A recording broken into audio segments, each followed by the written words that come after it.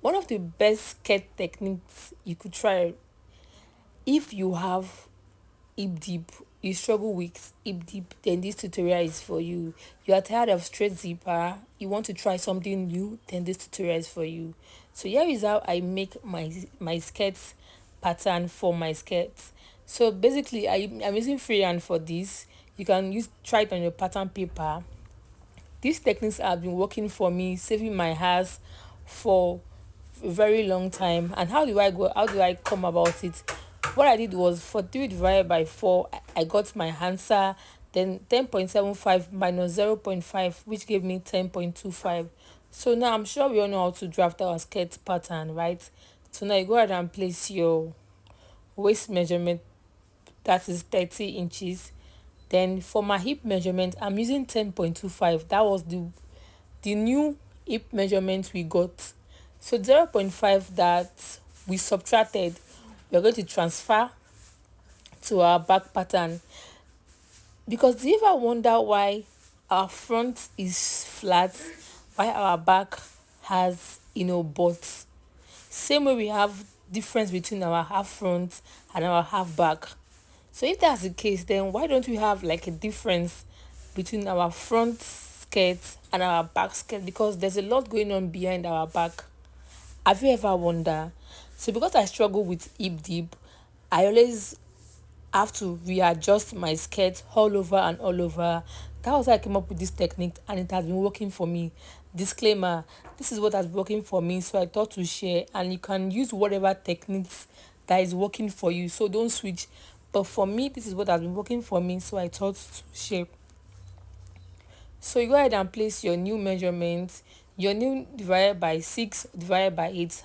Some prefer to subtract 6 from their new, some prefer to subtract 8 from their new. So for me, I subtract 6 from my hip measurement, which will give me my new measurement.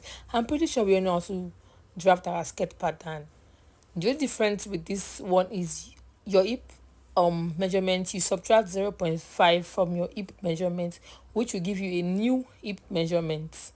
Then the 0.5 which you subtracted, you're going to transfer it to your back pattern.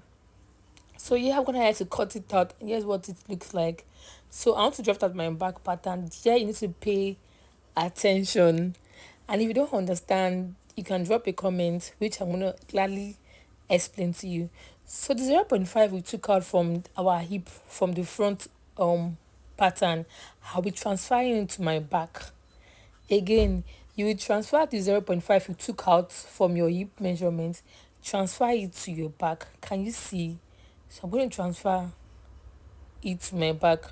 I took out 0.5 for the front and also for the back, which will give me 1 inches. 1 inch. So that 1 inch is what you have for your back, because you're going to cut your back side, as in your side back rather, and your front side will be the same thing. So transfer that to our back. Can you see that I transfer that? Then I connect that before placing my zipper allowance. So I'm using 1.5 for my zipper allowance. By the time I fold, I end up having 1 inches. If you find, I'm not here to convince you, not to confuse you. If you have any questions, do well to drop it in the comment section. This is what has been working for me, and basically this is for those that have hip dip, or if your client has a lot going on behind their back, maybe they are really really gifted. So if you have a client that has hip dip, or if she's really really gifted, you can try this method for them. Because have you ever wondered why the back and the front measurement should be the same thing, whereby our half front for our top body, we don't use the same measurement because of the bust? So why is that not method applicable to our hip? Have you ever wondered that? So let's get back right into the video. This is what I've been using. Like I said, disclaimer, it has been working for me. You can try it out, and if you have what you are using, you don't need to switch. So I transferred the 0.5 to the back, which will be 1 inch. Because let's say 0.5 for the front, then 0.5 for the back, that is 1 inch.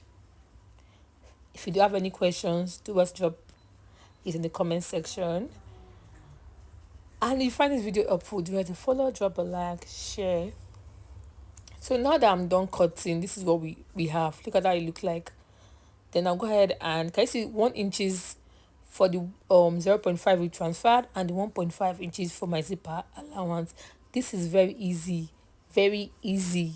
So now I'm gonna have to turn it with my lining. I'm using my marker to outline the zipper line because I can't find, for some reason I just cannot find my chalk. So I have to use marker to outline for visibility so you can see clearly, because sometimes the chalk may not is not showing on the fabric. So now I'm going to go ahead to show you again. So I have 1 inches which is serving for my zipper allowance because I'm gonna have to fold it, right? I have 1 inches left. Then I also have 1 inches that was transferred. So now I'm going to go and join that, fix my measurements. I've joined the upper bodies. So yeah, I'm still beading, I'm not done beading, but this is me just showing you that the back, let me zoom now. The back is has an extra while the front doesn't have an extra. If you notice that the back has an extra, note when you now place your measurements, you realize that you will get your actual measurement, which is my 43. So let me place it now. I have 21.5, which is that 43, which is my initial measurement. If you find this video helpful, do it to follow, drop a like, and drop a comment if you have any